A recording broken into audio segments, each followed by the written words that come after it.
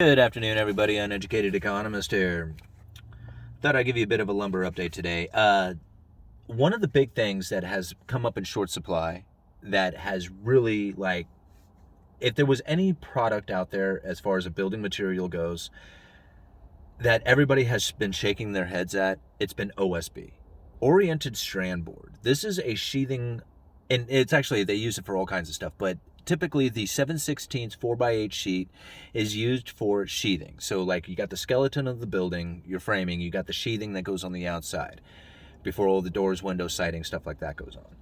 That sheathing is typically a very inexpensive product that is called OSB. And you would see it selling for anywhere from $10 a sheet on, kind of the average, up to $20 a sheet. As of lately, we have seen OSB prices as high as $80 a sheet or even higher. This is unrealistic, like unrealistically high. And there is a lot of reasons why the OSB went as high as it had. I mean, there was this MDI shortage, this resin, I can't pronounce it. I can't remember exactly how to pronounce it. But anyway, this resin, this MDI resin, this came up in short supply after the Texas storms had shut down Texas and destroyed these, or messed up these facilities. I shouldn't say destroyed them, but messed up these facilities and prevented them from distributing this MDI resin.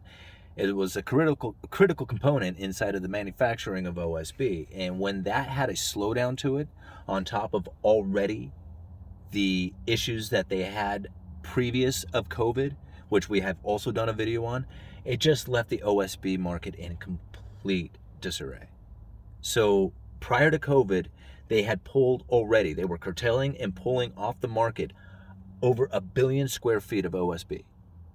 Prior to COVID, I got the video out there, we've talked about this recently. After that, they had the mill curtailments and shutdowns due to COVID. So there was an even bigger depletion. Then Texas got hit with that storm, which messed up the MDI resin issue, put even more pressure on OSB. So OSB has been in a bad situation. I mean, there is no other way to explain it. However, listen to this. The OSB markets are in pause right now, with both sides hoping the other will blink. Inventory levels are not currently very high, but mills seem to be finding more and more volume to offer out. It's finally starting to turn, guys. OSB and plywood is going to start becoming more available. And when it becomes more available, we are going to see the prices drop.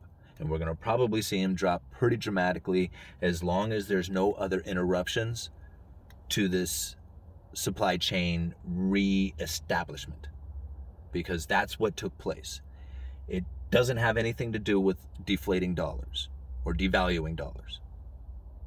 It doesn't have anything to do with inflation.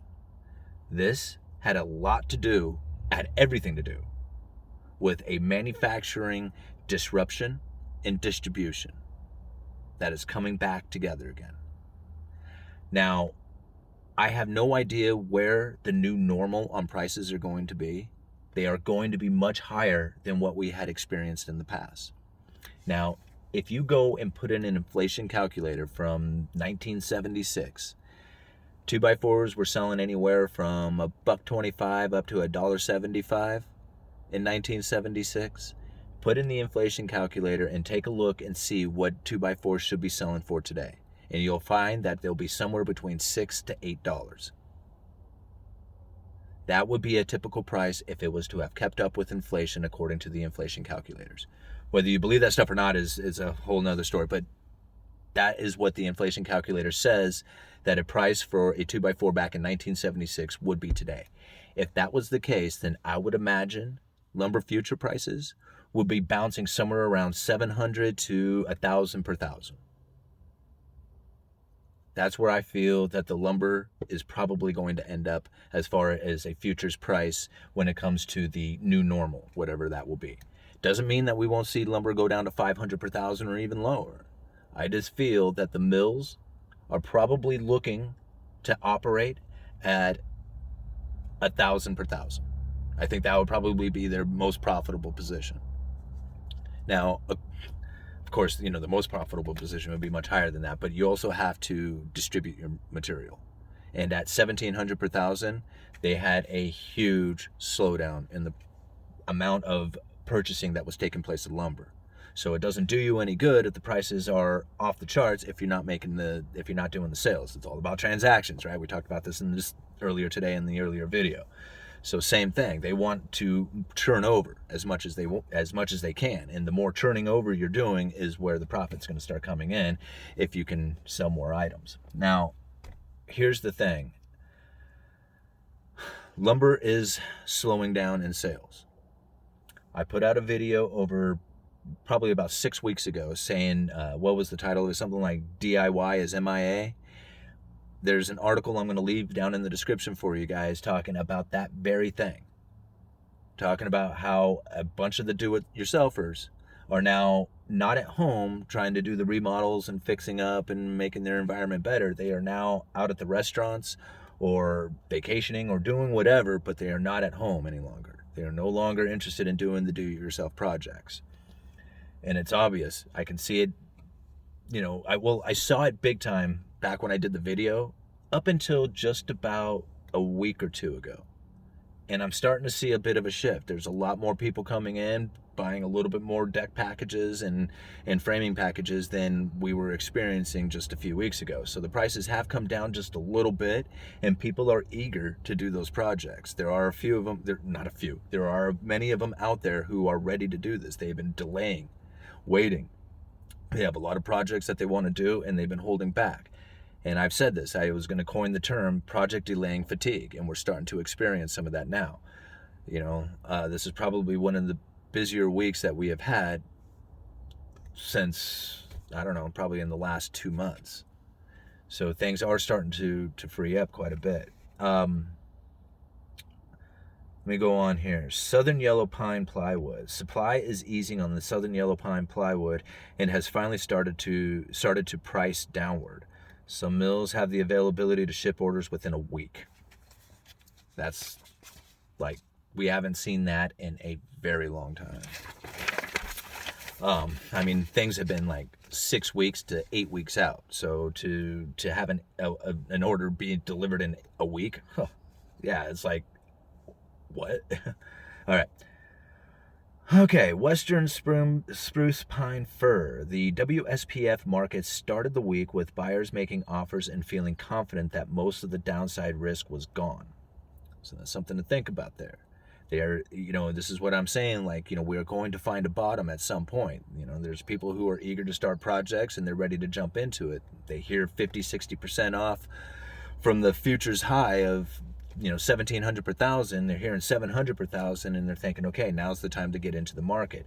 And you can find that in the Western SPF. So there is that taking place. The week ended with a tone turned back to negative as most lost confidence in the market. All right. After a long holiday weekend, this is for the Eastern SPF. After a long holiday weekend, trading was brisk on Tuesday and Wednesday. So it sounds like they are picking up the pace too. However, by Thursday, the doldrums settled back into the market again, with no clear market direction. Buyers continue to stay back-to-back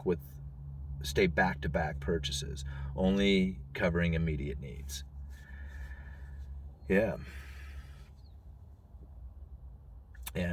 Southern Pine. Here we go. Southern Pine. The search for trading levels continues as mill inventories build and prices continue to correct. Traders continue to sit on the sidelines due to their plentiful stock. So I'm telling you guys, inventories are building, prices are coming down. And like I said, I just don't see, after listening to a lot of the vendors out there and talking with some of the mills, it just really seems to me that we probably are not going to see too much more downside pressure inside of the futures market. We are going to see downside pressure on the retail end as those guys try to start moving their inventory. But as far as the future prices go, I think that 700 per thousand is probably going to be a place where we end up bouncing around quite a bit at. And like I said, it could hit 500, it could go even lower, but I just don't see us staying there very long. Uneducated Economist, you guys let me know.